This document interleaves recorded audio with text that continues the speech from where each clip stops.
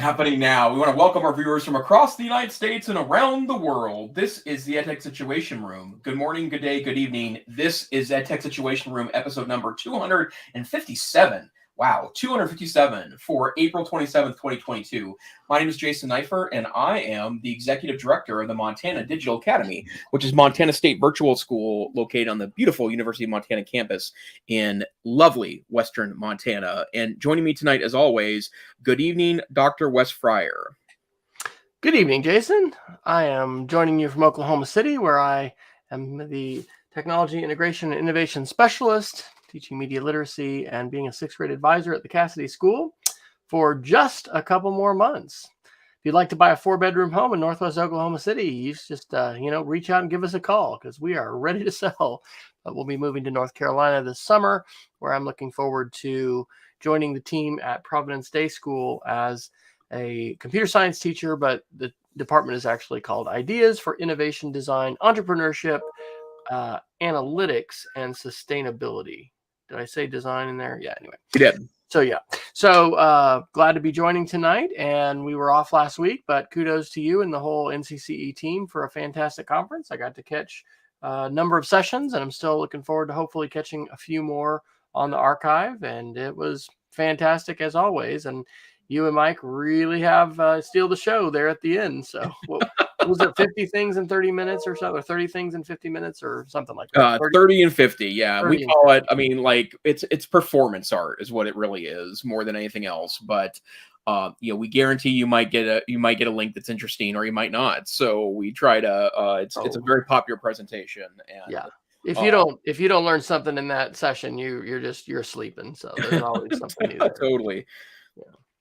Well, we both are like, now moving on. Forgotten how to do the show. We'll have I know, 1 week off and we're clueless. Well, I'd love to spend the hour talking about NCC. We've actually have an agenda for the show tonight, which is we're going to take some links from the last couple of weeks of technology news and kind of shoot them through the EduPrism in hopes of getting some insight for our fellow educators across the learning spectrum.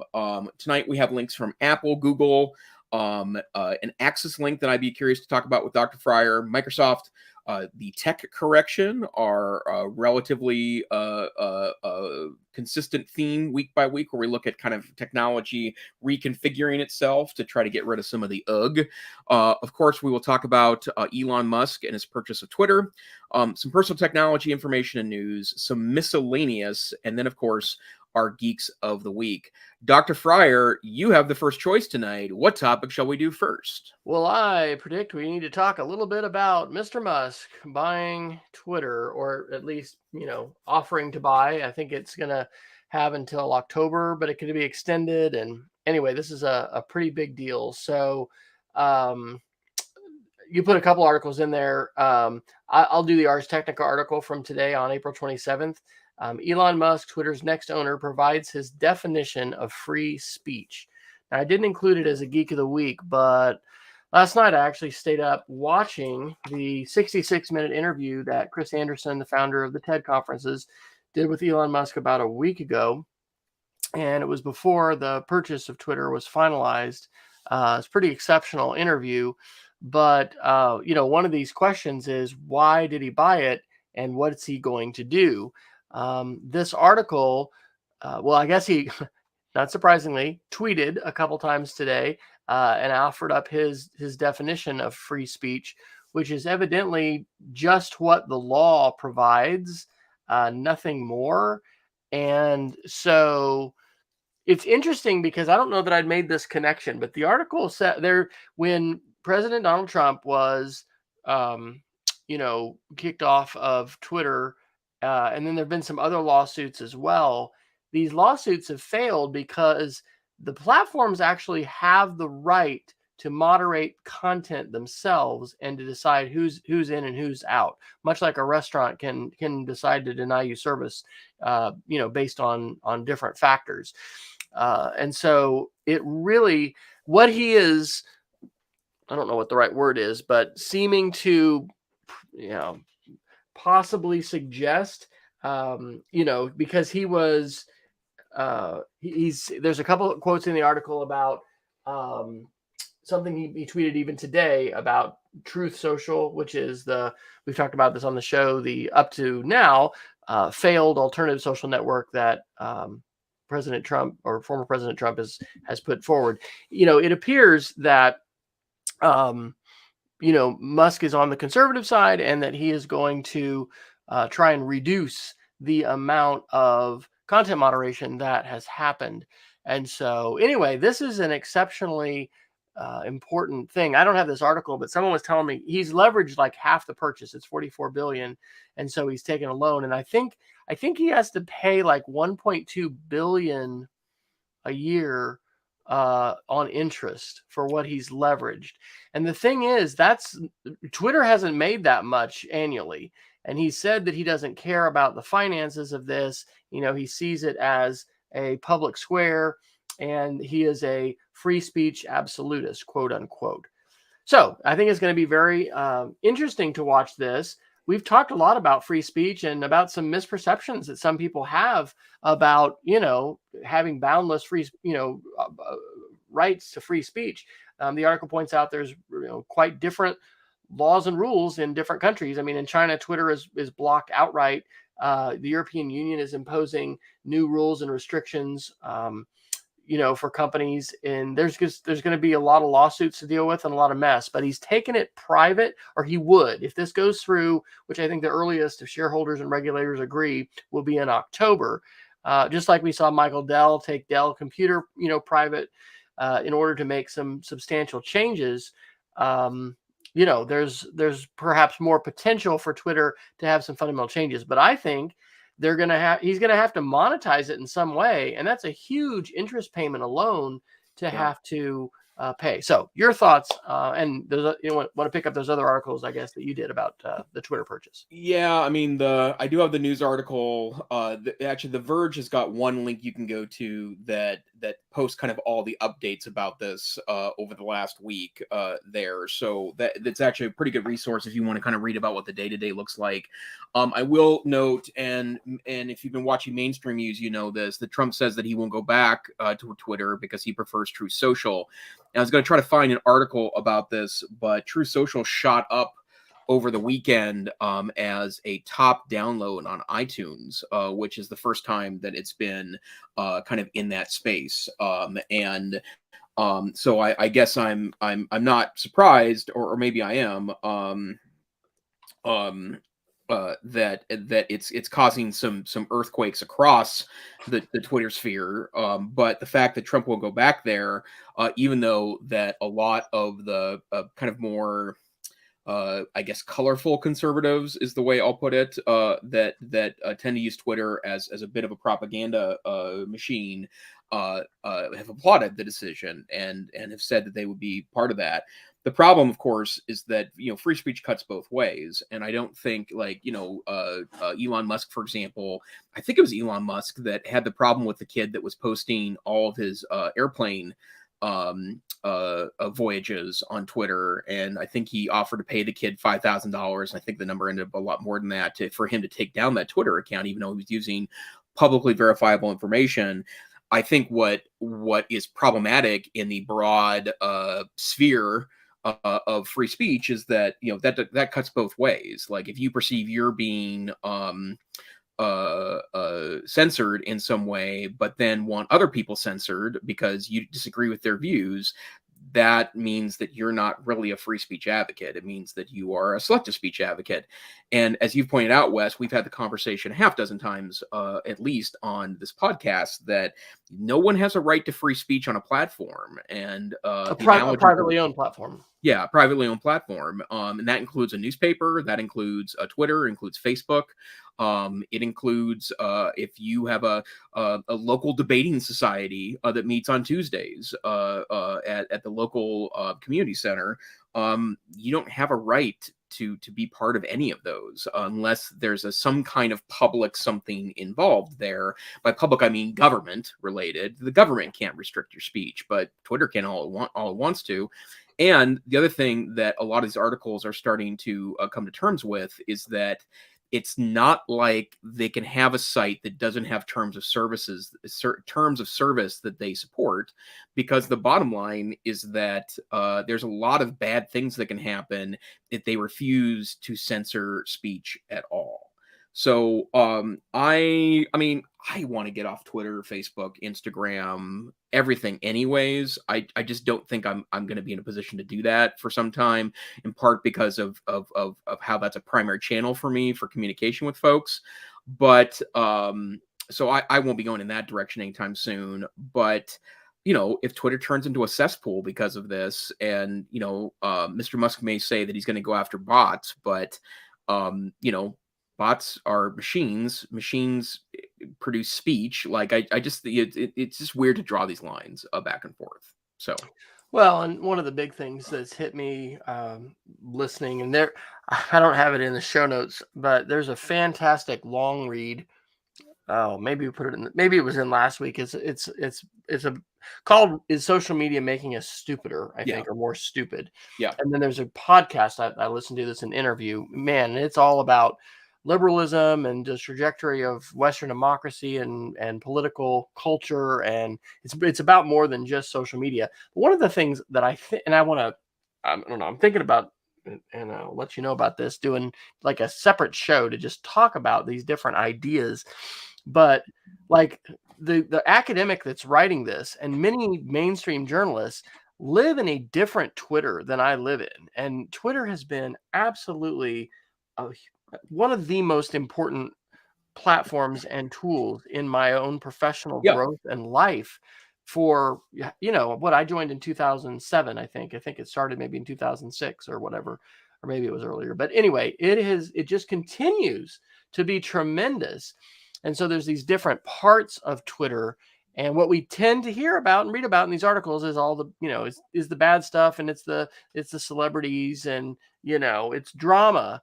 But there is a wonderful network of sharing and collaboration and just mind melding, idea sharing that is just incredible. And, if Twitter would go away or fundamentally change, I mean, we've got other platforms. We have Mastodon, which is a federated system like email that anybody can install their own server, and they're alternatives. But the thing is, it's this global platform, and with both Facebook and Twitter. Hey, and by the way, did I tell you I don't think I did. I'm on TikTok, baby. Barbecue TikTok. Cook with Wes. I'm amazed using that barbecue TikTok hashtag, how many views, some of my videos, like 700 and whatever. It's just crazy. But anyway, when you have so many people on the planet on a common platform, it just, it's a stunning thing in a very good way. But, like all technologies you've got that are powerful, you have the good and the bad. So do you have any crystal ball predictions, Dr. Neiffer, about what we're going to see happen either politically or just functionally with Twitter with these changes? Well, I mean, I don't think it becomes a panacea for one side of any argument or another. And one of the reasons why that's problematic, I think, is because I think that people don't that it cuts both ways argument, I think, is really important. So I don't care what your point of view is, but if you feel like that you've been stymied by Twitter's censorship or perception of censorship, I'm not sure where I come down on that. Then the bottom line is that it's going to last for a while, but then you're going to get annoyed that other people who you find distasteful will also be able to take advantage of that.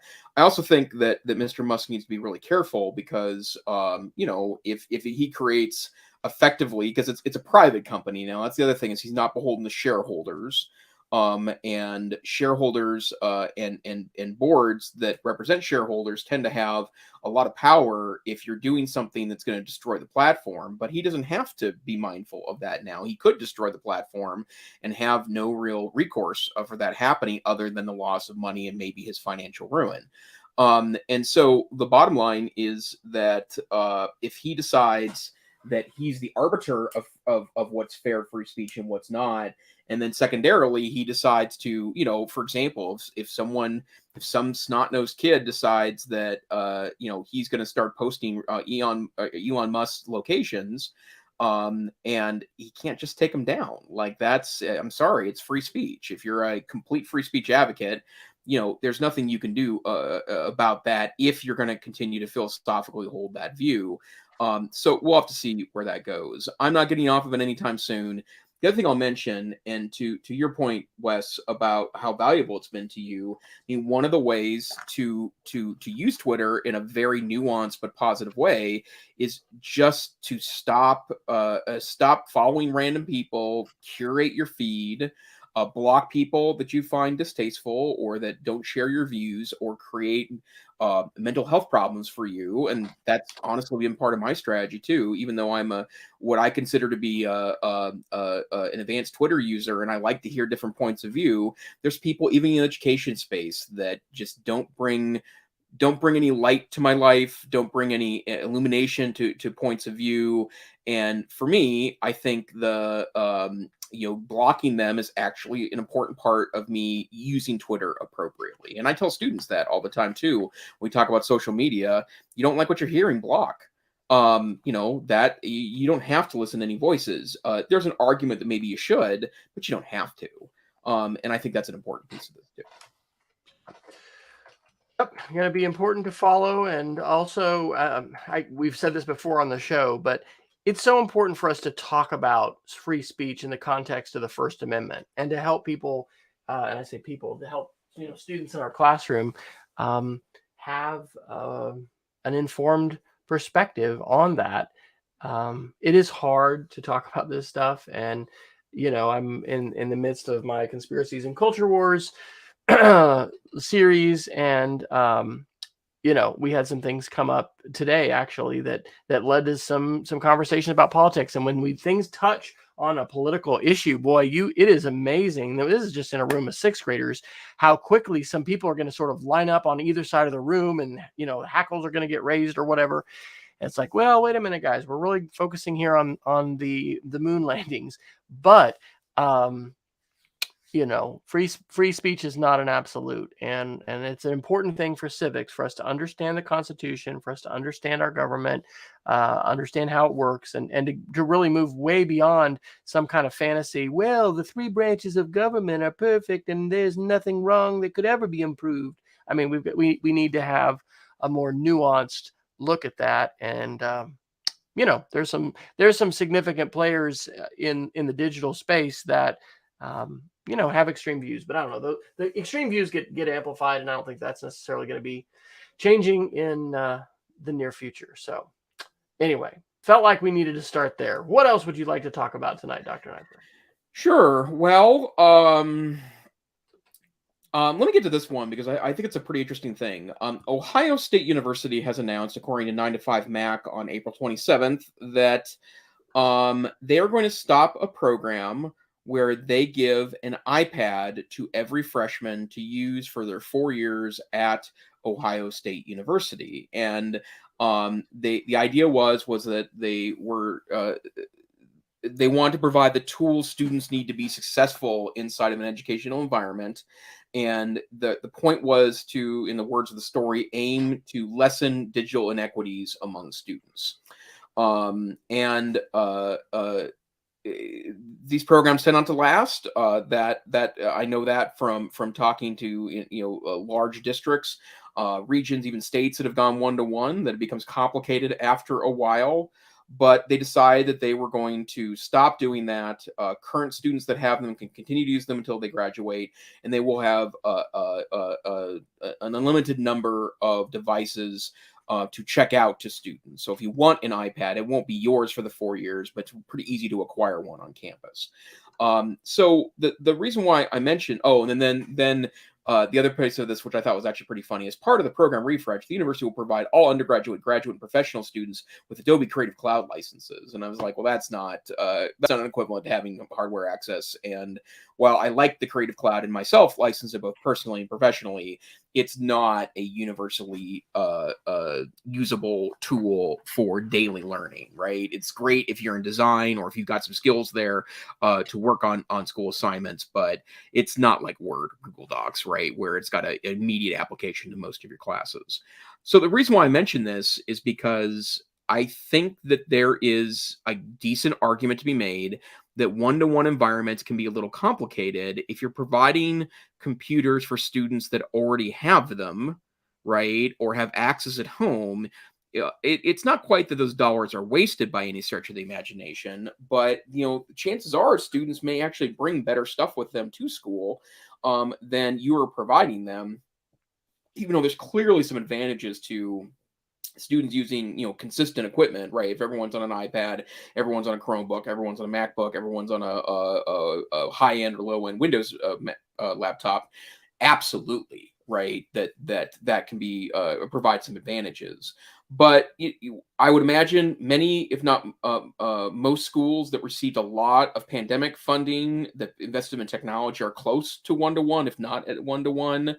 But I'm wondering what the status of one-to-one looks like broadly for schools in 2022. So, Wes, do you have any thoughts there about one-to-one environments? Well, having some fairly extensive experience working with Apple and Apple schools and the ways in which Apple as a company, I think, does more and arguably does a better job courting leaders and really, winning over leaders to drink the Apple Kool-Aid. I wonder what the real story here is in terms of administration who's changed and whether an Apple advocate, left and went to another institution. I know that in one of our large districts in the general neighborhood here, they had an assistant superintendent who actually went on to work for Apple, but had, made sure that several grants were written before they departed. That made sure that Chromebooks weren't going to be dominant and there were going to be a bunch of iPads purchased. Again, I love iPads. I love my Mac. But, in this kind of a press release, what the provost said in that article was this will allow us to focus on equity and skills, which is sensible. I know that a good friend of mine just retired actually from Tennessee Tech. And for years and years, my understanding was for their College of Education, everything was on an as-needed basis. You needed an iPad, you checked it out. You need a laptop, you checked it out. You needed it for the semester, you checked it out. They had some really good funding available. But, rather than just say, hey, we're giving this to everybody, whether you need it or not, and having this big outlay and we're going to refresh, they had a library checkout model. I know you had, I think a couple of weeks ago, an article about Chromebooks in libraries, which I had public libraries, which was just kind of astounding. The numbers that we're discussing there. I think, the equity and the access issues are essential. They're so important. And I think we had a lot of that uncovered during the pandemic when, hey, we're trying to all Zoom or Google Meet here and we don't have enough, bandwidth. And, it was devices, it was connectivity, it was multiple layers. But my perception has been that the vast majority of college programs are BYOD. There's a more limited number of schools, a lot of times specific to engineering or architecture that are specific. I know our daughter Rachel, is actually will be using MacBook Airs at the prep school she'll be going to in Virginia next year. But then the Air Force Academy, everybody gets a Windows machine. It's been like that forever. There was another engineering school that she was very close to going to that did have a required Lenovo Windows laptop that everybody had to buy. But our son, who's at Carter School of Mines, got by with his Mac, and he dual booted it, I think, more to play games, but he would go up to school and use, Windows workstations, Linux workstations. It was a mix of desktop school provided. And then he was able to do, obviously, a lot of his work and, accessing web-based resources and things like that from his Mac. So I agree. It would be very interesting to take a look at that as we've, finally moved to one-to-one at our middle school. And I think we're one of the last peer schools among the private independent schools that are in our association to actually go one-to-one. We are a sort of an optional BYOD at the high school. But what we have found in most places is that the further you sort of move up the educational food chain in terms of going up into high school, much more common to find a bring your own device, perhaps with specifications. And that's not true everywhere. There's, provided devices, but as schools have iterated and kind of gone through this, especially in college prep private schools, they're going to mirror a little more what's happening in the university when students have their own device. And then it's also just, anyway, there's a host of different issues with whatever option that you go. So certainly focusing on skills and true equity is important, and inequity is more than the device. And as we've said before, the iPad really doesn't provide all the function that you need. I would certainly not, and I don't think you would want to just be iPad only for all of your computing use. I just would not be able to be nearly as productive, and most people probably would find the same thing true. And I'll also say too that in another way to look at the iPad, it is the ultimate companion to a MacBook, right? And there's a variety of reasons for that, but I think it's if I were a road warrior, if I was traveling for a job right now and I had the ability to do it, I probably would carry around exclusively Apple stuff. Including, I usually travel with some kind of television device to plug into hotel TVs, because it, a Fire TV stick, or I have an older Apple TV in the house that would probably pack down pretty decently in luggage to be able to do that. But if I had a MacBook Air, an iPad, an iPhone, AirBuds, AirBud Pros, AirBuds, right? Yeah, AirBud Pros, and then my Apple TV, I could, that's a productivity powerhouse right there, because all those items work so well together. But and there are times when, like today, for example, I had lunch with someone virtually, member of my staff that I regularly have lunch with individual members of my staff, and I preferred today, as opposed to jumping or staying in my office and being on Zoom, I used the iPad instead in a conference room, and it was just a much more intimate experience. I felt like I was connected a little more directly. I didn't have other windows up and running, and there are ways it's just a wonderful tool, but I think it's a better augmentation than it is a primary device. So where to next, Dr. Fryer? Let's actually go to a tech correction article from a while back. This is from Wired on April 9th. And I was just going to Google News to kind of get an update, since this is, well, it's not that dated, but it's about 3 weeks old. This is called "The Senate Bill That Has Big Tech Scared." And this is about the American Innovation and Choice Online Act. And so we've had, of course, a number of, events that have happened that appear to push, we're going to have some legislation. Oh, we have Cambridge Analytica, and we've got a whistleblower there. Oh, we have Frances Haugen, the Facebook insider, releasing all these documents and telling all these different things. We had the Social Dilemma, video released on Netflix.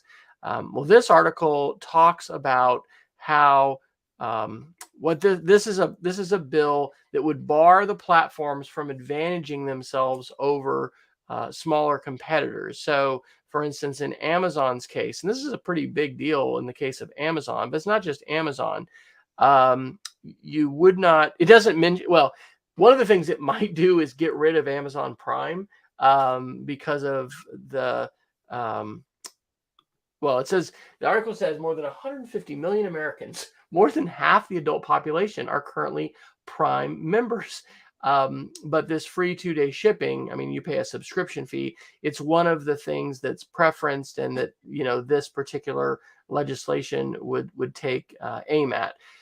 So I looked up on Google News, I, in quote, searched for American Innovation and Choice Act, and found an article from The Intercept 8 days ago. I'll drop this one in too.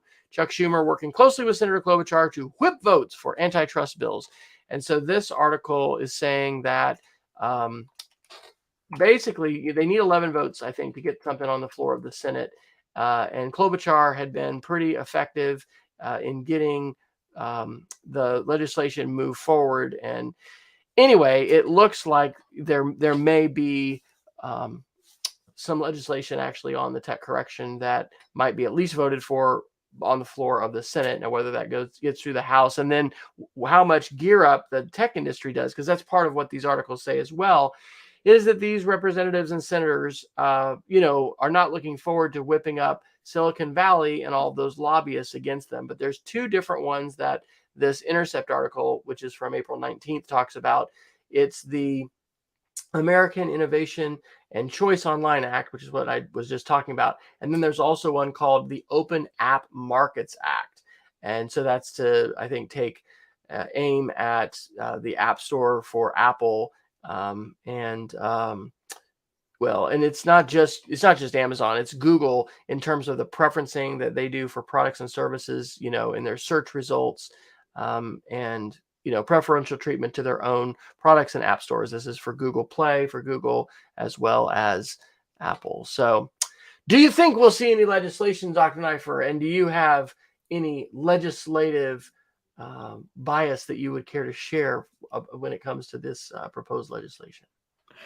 I get the devil's always in the details, and I have read through this article and I've read some other coverage about this. This might actually be a good start. I think you point out some kind of immediate concerns about, services that exist that maybe people don't have a broad problem with that could get snared into this. And that's part of the problem with regulations that aren't nuanced. You don't want to create too complex of regulation because that tends to get either ignored or not enforced. But at the same time, you want to make sure it's effective without killing off the innovation you do want. And we've given voice to this several times since the start of our discussion of the tech correction. I don't think that either of us prefer regulations. We prefer that Silicon Valley deals with this crap themselves.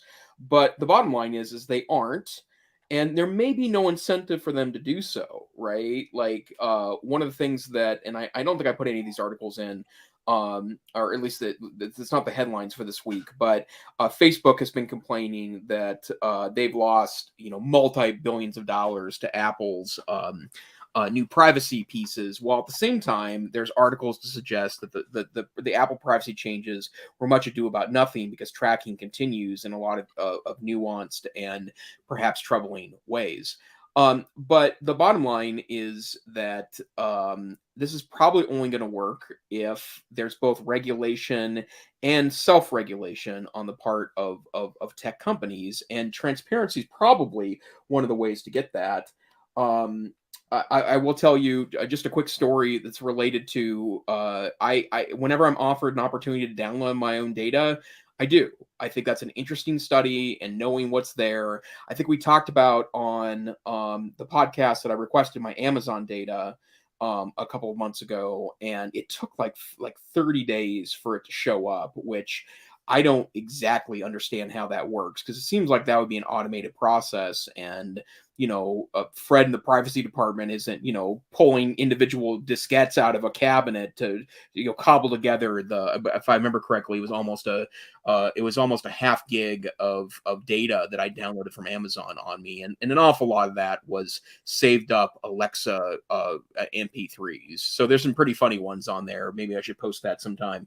Be a fun social media piece. But the bottom line is that an awful lot of data is collected on you. And the other day, I buy a visible SIM card that is cheap. It's a Verizon service, a Verizon-owned service for cheap cell phone data, or cheap cell phone access. And it's the card I use on Play cell phones, and when I want to work on experiments and stuff, and when I want to try to create internet access in places. And I downloaded my visible data the other day, and it took me almost 15 minutes to get the process figured out. It required all these pieces.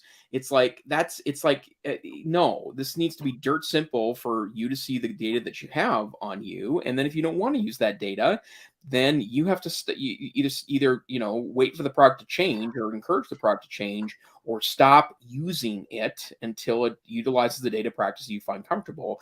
and regulation. Like it's those three things together, I think, that are part of this. So we'll see is probably my best answer. Sounds good. Where to next?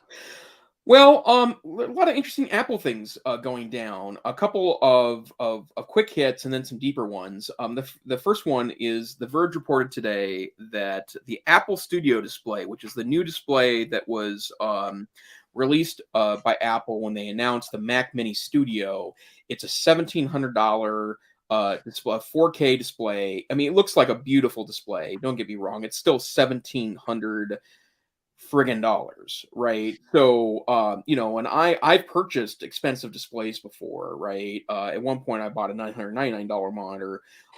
That I mean, I used it for 11 years, but when the big monitors were first becoming a thing, I wanted a bigger and a higher resolution monitor, so I purchased one, but used it for a long, long time. $1,700 is a lot of money for a display.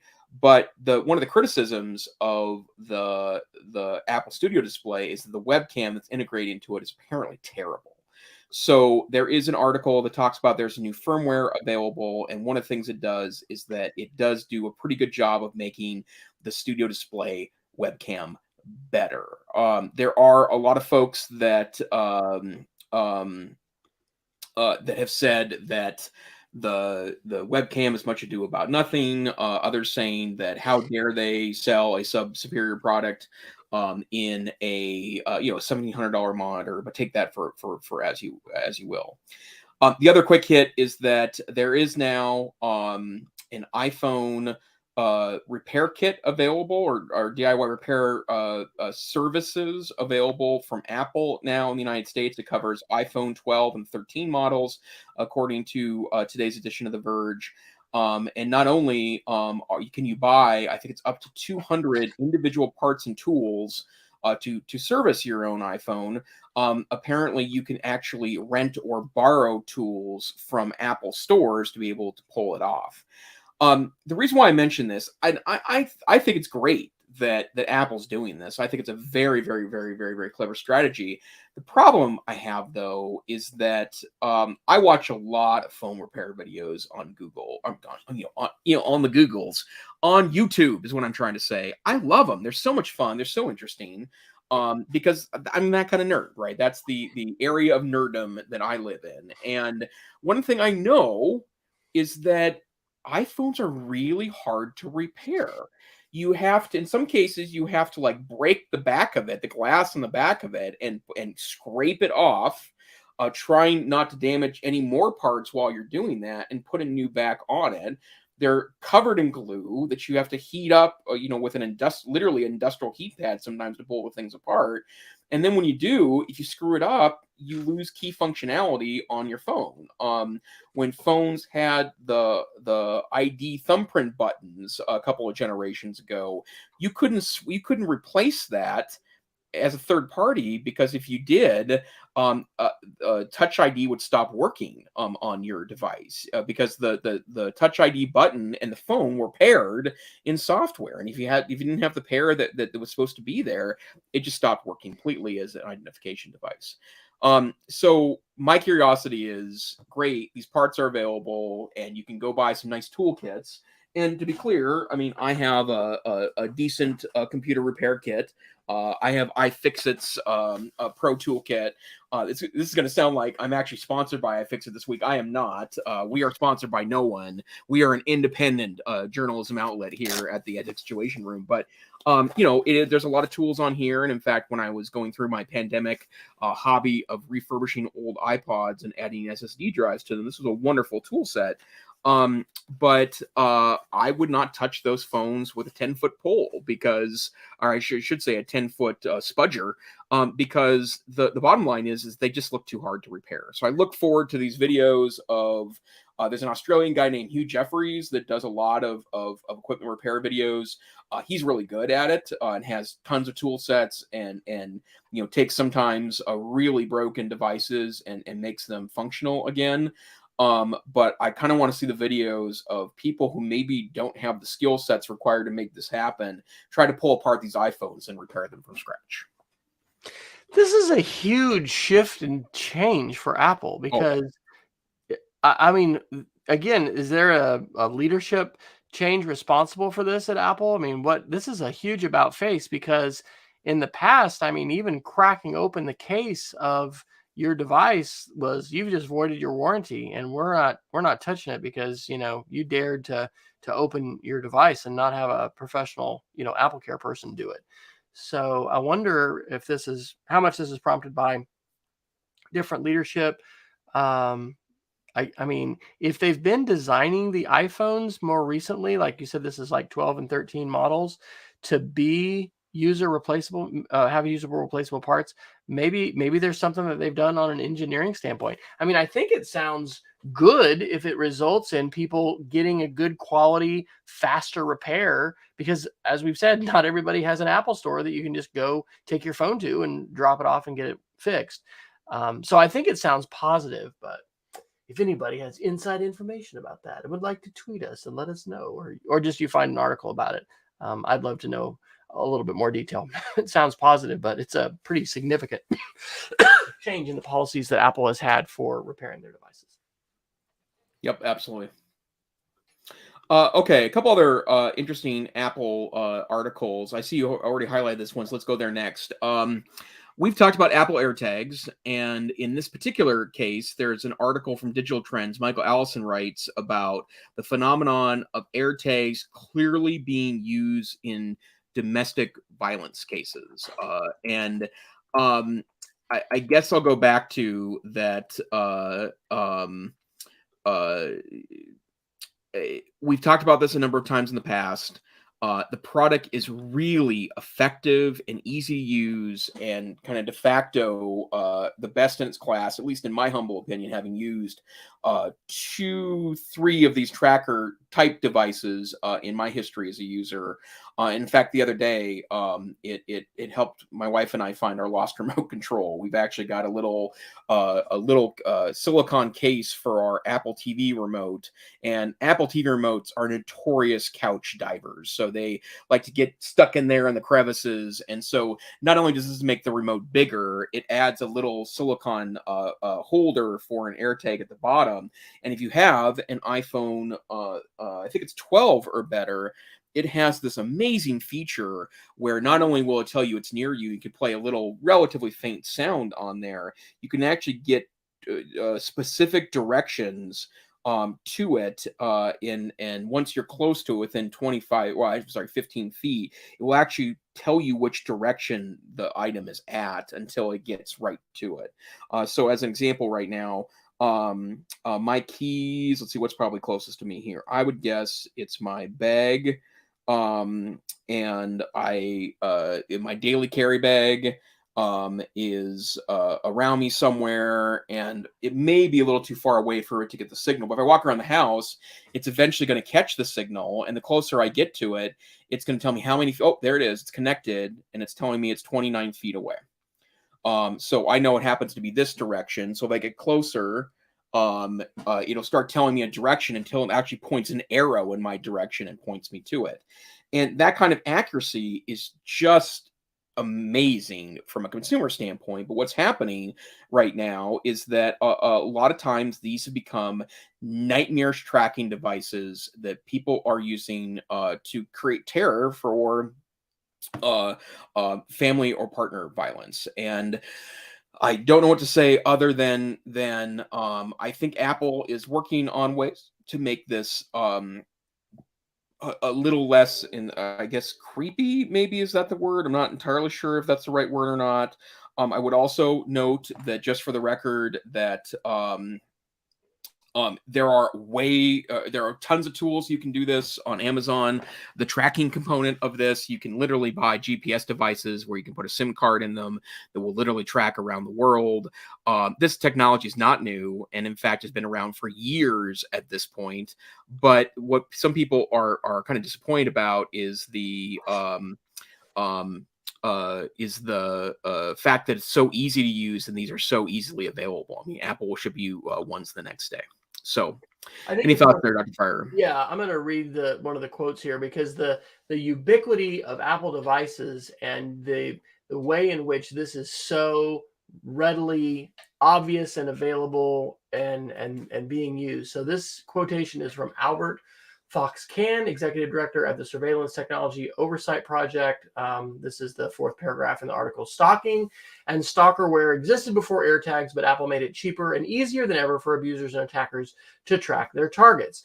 Apple's global device network gives AirTags unique power to stalk around the world, and Apple's massive marketing campaign has helped highlight this type of technology to stalkers and abusers who'd never otherwise know about it. So, I think this is a case of things just becoming really mainstream.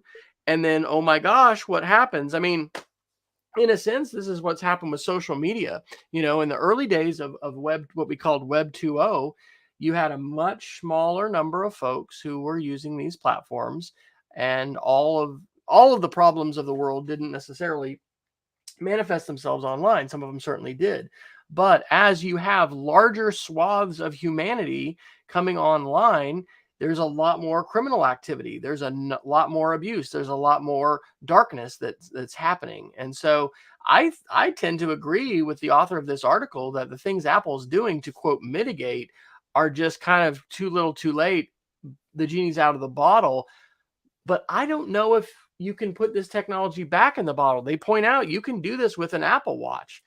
Buy a used Apple Watch and have it on Find My iPhone. And then, there's probably going to be a greater level of ability of law enforcement. Maybe they can do this now with the AirTags to be able to determine who is tracking that. I don't know how that would work, for law enforcement. And maybe that's something that law enforcement could do. But the tools just aren't there if you're not using an Apple device to get notified in a lot of cases that you're being tracked. And what I'm thinking is it's similar to becoming aware of surveillance and cameras. In a lot of places, you just need to assume that you're being recorded, in a public space, or sometimes even in a restaurant or something else. And, it's just if you're in a situation where there is somebody who wants to do you harm, it's kind of like being able to buy an assault rifle or something. I mean, there are tools that in certain places are readily available, weapons, things, technology, let's say that can be weaponized in just really powerful ways. I'm thinking I'm going to have an opportunity to attend the Atlas conference in Orlando, Florida this next week. I'm heading there on Sunday, but I'm really tempted to pick up some AirTags and have one in my bag, and I have not yet dabbled in it. So you've got me on TikTok, Dr. Neiffer, barbecue TikTok. Maybe you'll get me to be an AirTag owner. Yeah. And this is what happens when you hang out with smart people who influence you. You're like, well, I guess I need to jump on that bandwagon. Well, but I think the article points are really well made. I think it's this is a good ethical issue to talk with kids about. Yeah. It's not something that everybody's going to naturally think about, but those folks who are attuned to these kinds of issues of stalking and abuse, they're being pretty unequivocal about it. But I don't know that Apple can put that genie back in the bottle. Yep. And a couple other quick notes too. First of all, I can't wait to fly again, in part because I just want to throw one in my check bag, right? Like, I think that's a delight in itself. The other thing that to also note, that this was new to me as well, that Google is working on. There is an Apple created Android app you can download to scan for rogue tags, but apparently Google's working on detection inside of Android itself. So there would be a built-in detection, kind of like there is in iPhones. And that would be interesting, I think, if it goes in that direction. All right, let's jump down to, I had one of these in Ukraine war, and then I put another one in,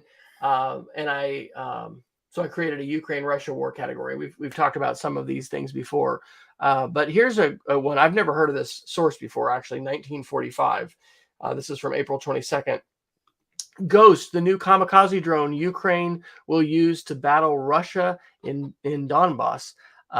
It's kind of incredible how quickly things have been changing in Europe with respect to European alliances and the support. And I don't have this article, but I think yesterday a senior Russian official said if the West keeps arming Ukraine, then this may go nuclear. And you know, it's just crazy that this thing is going on. But this article really details this drone technology, which, by the way, we've got, community colleges and different universities with drone programs, coding robotics. I think I probably mentioned on the show a few weeks ago that these, well, yes, these kamikaze drones. At that time, I had read they weigh about 6 or 7 pounds. This gives a lot more details about this, and so this Phoenix Ghost is similar to this I think I had reported on earlier, called a Switchblade Kamikaze drone. The drone is made by a California-based company called Avex Aerospace. They actually just started in 2017 with 500 employees. It specializes in low-weight LiDAR sensors. The technology that's being implemented and used right now in the Ukraine is stunning. Again, I don't have this article, but somebody was telling me today the 105 millimeter howitzer shells that we're sending have GPS, and so kind of like a smart bomb, they can actually be launched from these artillery pieces, but then directed within 6 feet of a target based on GPS coordinates. So, the uses of technology and the ways in which technology is being used. This obviously doesn't have a connection to consumer tech or the tech that we're buying in the classroom. But hey, I'm teaching robotics next year. I got my course assignments for Providence Day School. I'm going to be teaching 2 sections of robotics with the new Spike Lego robot system that took the place of the EV3, or it's the newer iteration of that, along with 2 technology applications courses. And then I think in the spring, I'll only do 1 robotics class, and I'll do a introduction to engineering course. And I may be going to Carnegie Mellon University in person this summer for a 3-day robotics class. So anyway, there are definite connections to coding and robotics. We are, and I can say this publicly now, going to require not Latin in the 7th grade, but a full year of computer science. And this is a seismic change in the required curriculum at our school, in our middle school. So anyway, there is an educational connection to that. But I've told our daughter, who's going to be going to the Air Force Academy, next year after next, she's going to be studying case studies of all these things that are happening and going down right now in the Ukraine. And so these are some things I would just say that we could talk to students about. And then the second article, real quick, is from Wired today on April 27th. And this, I've read a couple articles on both ways. This one is titled, Russia is being hacked at an unprecedented scale. And I think shortly after the Ukraine and Russia war kicked off, there was this ad hoc group that literally was a Google form posted online, sign up for the Ukrainian IT army. And so the subtitle here is, from IT army, DDoS attacks to custom malware, the country has become a target like never before. And they are posting these different targets, whether it's Russian online payment services, government departments, aviation companies, food delivery firms. The Ukrainian IT army is succeeding in disrupting everyday life in Russia. And this is something that I've wondered about. We hear this term asynchronous, or no, what is it called? It's not asynchronous. Asymmetric warfare, which is when you've got tools like cyber that allow weaker, smaller actors to have more power and more reach. We have not seen, that we know of, these kinds of cyber attacks escalated to the point where the United States is sustaining them from Russia, but we're certainly having a lot of attacks on Russia originating in the Ukraine, possibly originating other places too.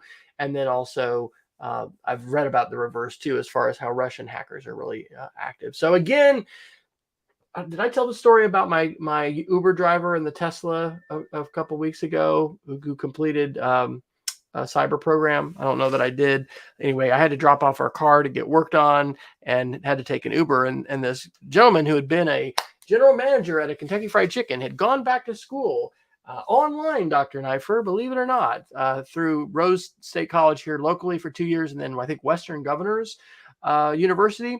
And, he's getting offers for $80,000 a year starting out in cyber. But this is, again, something we need to be looking at in schools. Most schools probably do not have a cybersecurity a white hat hacking track. But this is an essential part of defense and security. And there's hackathons, there's all kinds of, obviously for robotics and coding, but it's a big deal. And things are playing out right now on the world stage that are extremely traumatic and tragic. But they're things that we need to pay attention to. And it could also point to important skills that we need. Not every student in the class is going to become a coder and going to become a hacker, but you've probably got some kids that have interest in that. We need to raise awareness of students of the real positive potential and the importance of those roles. And by the way, we need to make sure that the girls and young women who are in our classes are having those kinds of opportunities and being energized, hopefully, to take those kinds of STEM tracks as well, and not just the males among us. Absolutely. All right. What else?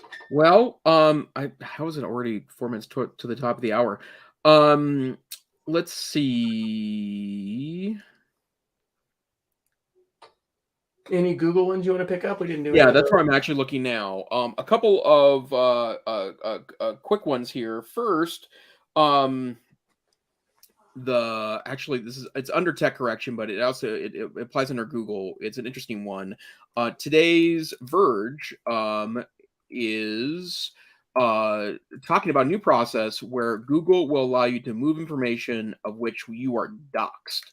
And doxing is the definition is a little vague because I've heard a lot of people refer to it in cases where I wouldn't say it's doxing, but they say it's doxing. But it's basically the posting of personal information online about you, or in some cases, if you happen to have a lot of information about you that's in databases, perhaps documents about you. And it's everything from home addresses to phone numbers to maybe private social media accounts or information you've posted on private social media accounts gets posted. And you have to fill out a form, and Google gets to say yes or no. You prove what the harm to is. But if they buy your claim, they'll take the reference to it off of the search engine. And I think that's a really positive step forward for this. I know some people that have been victims of doxing. It happens a lot with prominent members of social media that maybe have stepped into something political that either they didn't intend to, or has a wide audience of critics. And suddenly, a couple of days later, all their text messages with sends of text messages back and forth to their parents get posted, or their home address gets posted, and people go to their physical home to harass them. And so very interesting trend. It does kind of seem to be a little bit like the right to be forgotten stuff in Europe. It's obviously a different category, but in Europe, Google has to take things down to conform with EU regulations that are damaging information that's no longer directly relevant to modern times or modern days. And so it is an interesting change on Google's part, and I wonder if ever slowly this is leading to some self-regulation that might lead to some good. Awesome. Pixel Watch, or I think we both put one in from Verge and 9 to 5 Google, but it's a trademark filing that Google just did for the Pixel Watch. So, Dr. Neiffer, will you be ready to ditch Apple and the Apple Watch and head back into the Google Fold as the surprisingly named Pixel Watch is going to make? I will tell you that I am probably likely to more often than not carry a Chromebook, but with everything else in my life, I am supremely satisfied with my move back to Apple World. And I don't think I've actually given my basic review on it yet. I did pick up an iPad Air 5. I sold off my iPad Air 3, and then I also had a gift certificate that was given to me for Apple stuff. And so I did purchase this beautiful iPad Air 5. And so far, I very, very, very much like it. It's a very nice it's a very nice piece of hardware, and I'll probably do a full review after a couple of weeks. But you had the stylus. Did you get a pencil? I did not yet, but I'll get that as a addition. And I made sure to get a case where you could the magnet was exposed, so I can just pop that on the side of the case. And Excellent. Yeah. I also love the green color. Last year's model is a little better. The kind of seafoam green I thought was a beautiful, beautiful, beautiful thing, and I would have got a seafoam green foam when they were available. But I've picked up the light blue instead, and it's really nice. Like it's just And what you got that on Swappa? No, I bought this one new. So you got a new. Okay. Yeah, this is the newest model, and then I sold my Okay. my old one on Swappa for a pretty good price, I might add. And I bought that one used a year ago. And then it had like literally 7 battery cycles on it, so it was basically new when I bought it.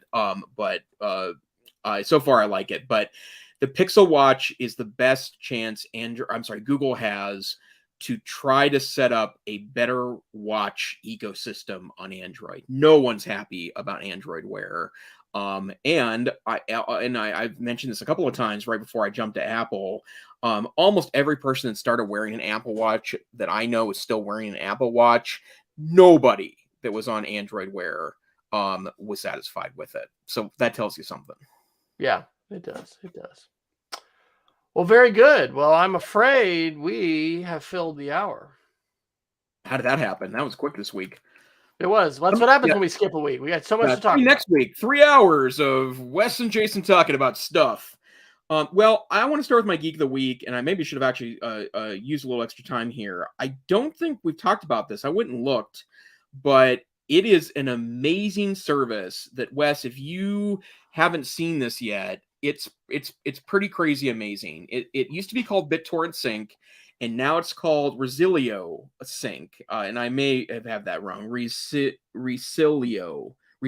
Sync. But it is a way of creating peer-to-peer sharing a la Dropbox or Google Drive, but there's no service because it's just locally hosted on your computer. So, and I thought I would get that scrunch of the forehead, Dr. Fryer. So essentially what you can do is, let's say you have a laptop and a desktop at home, right? And you would like to cloud sync your files. Well, Dropbox does that. Google Drive does that. OneDrive does that. Box.net does that. Lots of good service for that. And I love those services. Cloud computing changed the way I computed.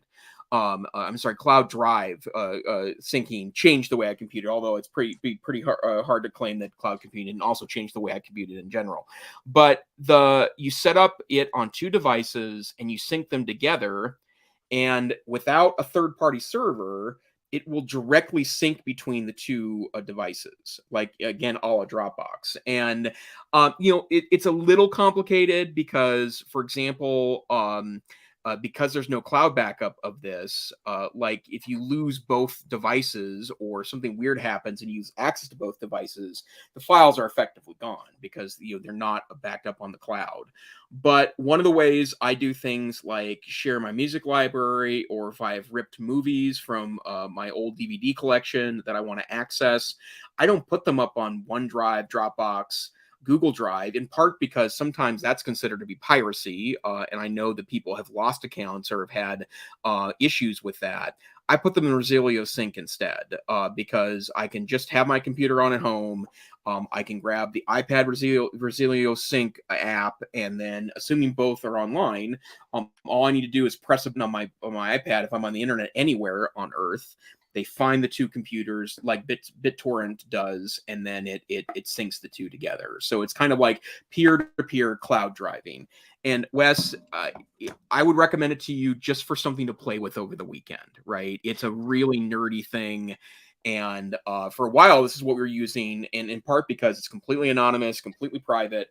We were using it to sync installables at work, that we would have a folder of all the stuff that we would work together to install on new computers and such. And it was just easier to do on Resilio, which was known as BitTorrent Sync, because we didn't have to share drives or directories or anything. We just had to share a barcode to link the 2 devices together. So Resilio Sync, if you're a nerd, it's going to be a fun couple of hours for you this weekend to play with this particular tool. And hey, they've got marketing with a an image from Star Wars Episode 4 because Skywalker Sound uses it. So, what else do you need to know? All right. So I've got two quick ones. One is really creepy and wild, and the other is a little more positive. So I tagged this Chinese balcony drone threat. This is a tweet from Dr. Eric Ding. And the tweet says, of course, the Chinese government doesn't condone balcony singing or protesting. And of course, a government drone appears, quote, and this is in Chinese and Mandarin that says this: please comply with COVID rules. Control your soul's desire for freedom. Do not open window to sing. Yes, the drone actually said that. So if this, and this is a video. So if that doesn't say surveillance state, I'm glad we don't live in China. I mean, there's other things that could say that too, but that was just kind of crazy. And then on a much more positive note, I actually got my Speed of Creativity podcast relisted on Apple iTunes, and I posted a podcast this weekend. So the podcast is episode 478 called Updates and Classroom Favorites. I'd actually recorded about a 16 or 17 minute video in my classroom, and I am very cognizant. I say this in the video. I'm not bragging here. There are so many teachers leaving the profession right now. I mean, we've been in crisis, and it is bad. But I'm just very thankful to have an excellent teaching situation. I've been in situations very, very different. And so anyway, some life updates. And so if anybody's wanting to check that out, I almost was a pod fader. I hadn't posted something, I think, since June on that channel. But as I shift into my new season of life, I'm hoping to probably be blogging and podcasting a little bit more. So I think that's it for the show tonight. Yeah. we've did it plus a couple minutes. So Dr. Fryer, where people can find you on the internet? I am W Fryer on Twitter. You can go to wesfryer.com and you can find all sorts of ways to connect with me, especially at wesfryer.com/after. How about you, Dr. Neiffer? I'm best found on the Twitters, at least for right now, at Tech Savvy Teach. But this here isn't about our social media handles, although we hope you connect with us there. This is the EdTech Situation Room podcast. We're a once-a-week podcast that is at 8 p.m. Mountain, 9 p.m. Central Time, although later this year, we will be moving an hour earlier to 7 p.m. Mountain and 8 p.m. Central Time, which happens to be 9 p.m. Eastern Time. And of course, it's because I need more beauty rest. So I'm glad to be able to get to bed, at 8 p.m. at night Mountain Time. But if you can't catch us live, we're live on Facebook, we're live on YouTube. There are links that go out via Twitter at EdTechSR. Please download us as a podcast. You'll find us wherever finer podcasts are aggregated, or on our website, edtechsr.com. And if you want to see the links from this week's episode, edtechsr.com/links. Also, subscribe to our Substack to get show notes sent right to your email. In the meantime, stay safe, stay savvy, and we hope to see you next time on the EdTech Situation Room. Good night. Good night, everybody.